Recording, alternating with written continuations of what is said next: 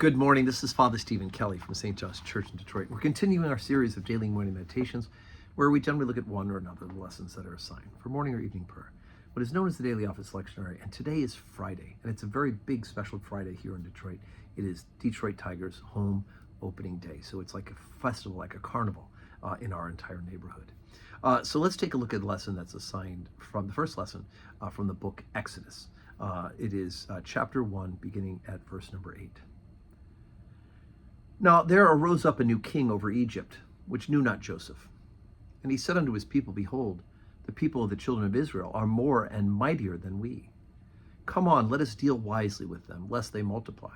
And it come to pass that when there falleth out of any war, they join also unto our enemies and fight against us, and so get them up out of the land. Therefore they did set over them taskmasters to afflict them with their burdens.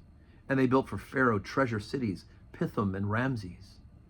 But the more they afflicted them, the more they multiplied and grew. And they were grieved because of the children of Israel. And the Egyptians made the children of Israel to serve with rigor.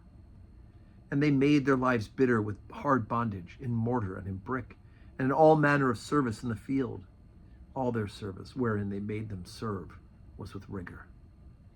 And Pharaoh charged all his people, saying, Every son that is born ye shall cast into the river, and every daughter ye shall save alive.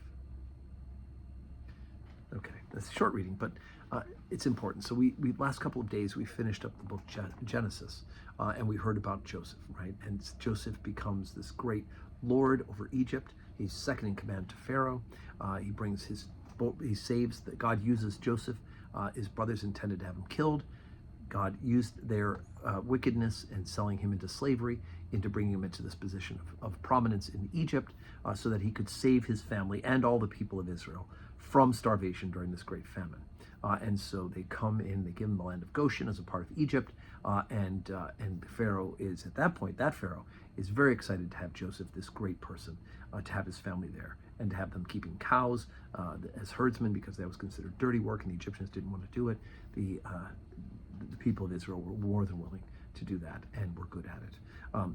But time goes on. We heard about Joseph dying, being buried. We heard about Jacob dying, his father being buried.